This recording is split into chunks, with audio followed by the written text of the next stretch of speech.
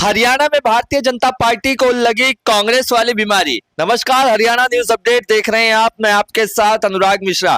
क्या भारतीय जनता पार्टी हरियाणा को भी अब कांग्रेस वाली बीमारी लग चुकी है? गौरतलब है कि इस समय हरियाणा में चुनावी बिगुल बजा हुआ है।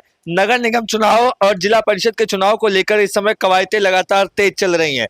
कांग्रेस पार्टी इस बार भारतीय जनता पार्टी से एक कदम आगे चलती हुई नजर आ रही है। भारतीय जनता पार्टी को भी क्या कांग्रेस वाली बीमारी लग चुकी है? गौरतलब है, पहले ऐसा हुआ करता था कि भारतीय जनता पार्टी अपने उम्मीदवारों के नाम पहले घोषित कर देती थी, वहीं कांग्रेस पार्टी आपसी गुटबाजी में उलझी रहती थी और उनके नाम फाइनल ही नहीं हो पाते थे और उनके नाम एकदम एंड में जाकर के फाइनल होते थे। लेकिन इस बार उल्टी गंगा बहती हुई नजर आ रही है। इस बार सब उल्टा होता हुआ नजर आ रहा है।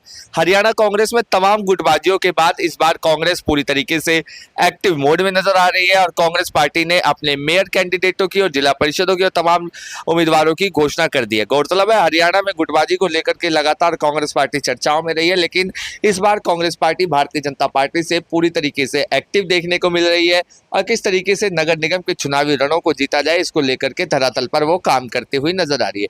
इसी बीच अब ये देखने को मिल रहा है कि भारतीय जनता पार्टी को अब कांग्रेस वाली बीमारी लग चुकी है, क्योंकि अब तो नामांकन की प्रक्रिया भी शुरू हो चुकी है। प्रदेश अध्यक्ष जो है भारतीय जनता पार्टी के, उनके समय समय पे बयान आते हैं कि चर्चाएं हो चुकी हैं, अब नाम को दिल्ली भेज दिया गया है और जब दिल्ली से फाइनल हो जाएगा इसी तभी नाम की आधिकारिक सूचना भी जारी हो जाएगी। लेकिन अब क्या भारतीय जनता पार्टी में एक बार फिर से अंदर खींचतान की वजह से अब तक कैंडिडेटों के नाम अनाउंस नहीं कर पाए हैं। हालांकि उम्मीद लगाई जा रही है कल भारतीय जनता पार्टी अपने तमाम कैंडिडेटों के नाम अनाउंस कर देगी। लेकिन इस बीच अब सियासी जंग तो अब सियासी माहौल तो पूरी तरीके से बदलता हुआ नजर आ रहा है।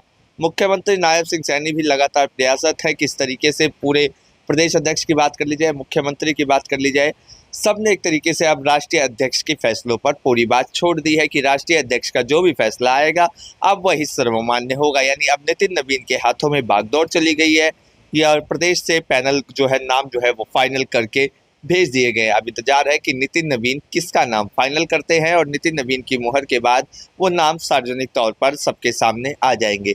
लेकिन आपको बता दें, इस तरीके के हालात पहले हरियाणा में कांग्रेस पार्टी के देखने को मिलते थे, क्योंकि कांग्रेस पार्टी अंतिम समय तक अपने उम्मीदवारों के नाम अनाउंस करती थी। इसी पर चर्चाएं चलती थी कि आखिर कौन उम्मीदवार होगा, इस पर चर्चाएं चलती थी।